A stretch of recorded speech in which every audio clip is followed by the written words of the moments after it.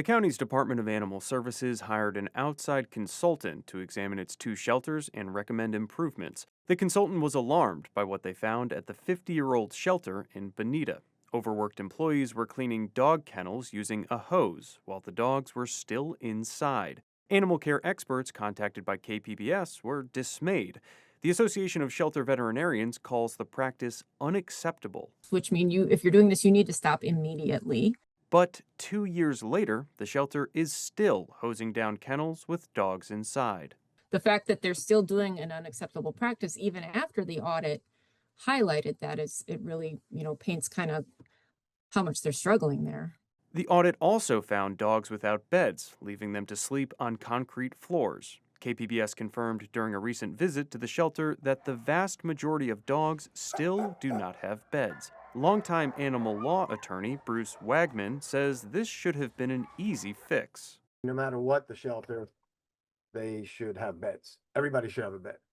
And that doesn't seem to me like a big expense or anything you can't do. County spokesperson Tammy Glenn confirmed in an email that the audit never made it beyond the Animal Services Department. County supervisors and other officials did not receive a copy. In a statement, Glenn said, quote, "Some initial improvements were made based on the observations of the consultant during visits to the shelters, and the department looks forward to identifying additional opportunities."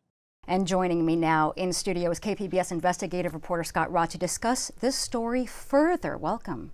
Thanks, Maya. Alarming stuff, but this reporting builds on an investigation that you previously did last month that looked into dog euthanasia in San Diego County animal shelters. Can you remind us what that investigation found? That's right. We looked at euthanasia rates for dogs in the county's two animal shelters, the one in Carlsbad and the one in Bonita. And what we found was going into the pandemic, the euthanasia rate at these shelters actually was starting to decline. Coming out of the pandemic, we found that there was a sharp spike among dogs, the euthanasia rate for dogs. It actually more than doubled. And so we found that last year, the euthanasia rate was 12% for dogs. It had dropped a little bit following that to about 10%. And we found that the majority of these cases were actually dogs that had behavioral problems. And a number of former employees and volunteers raised concerns to us about the rationale for euthanizing some of these dogs. Some of them, for example, were maybe growling at someone or had fear or maybe separation anxiety.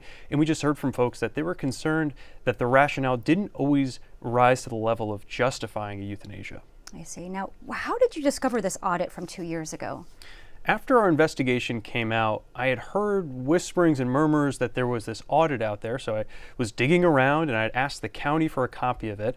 I didn't end up getting it from the county, but I did get it from another source. And when I got it, I was pretty surprised because it laid out a bunch of issues that we had seen weren't addressed. And so we wanted to dig into, well, what ended up happening with this audit and why weren't some of the most serious issues addressed in these last couple years? Now, based on your reporting, speaking of addressing, the county said that it made some improvements to the animal shelter operations based on that audit. So what were some of those?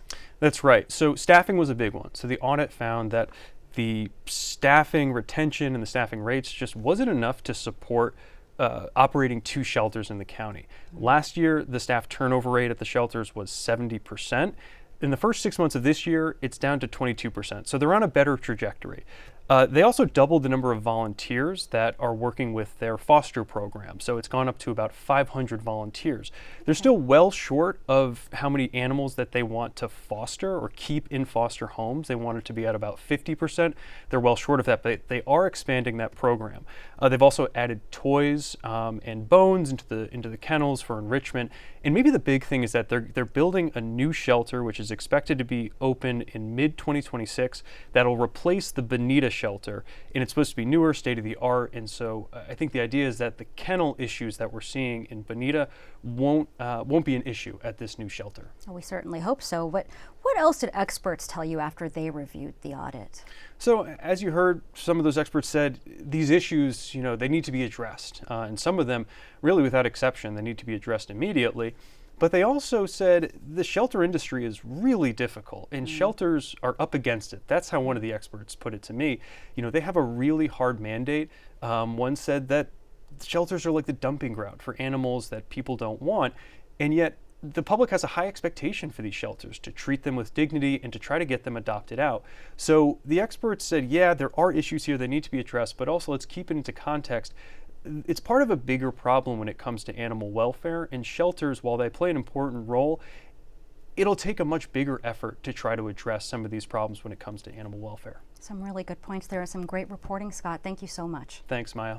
And if you have a tip for KPBS's investigations team, you can send an email to investigations@kpbs.org, or you can message them on our secure signal line at the number that you see on your screen, 619-594-8177.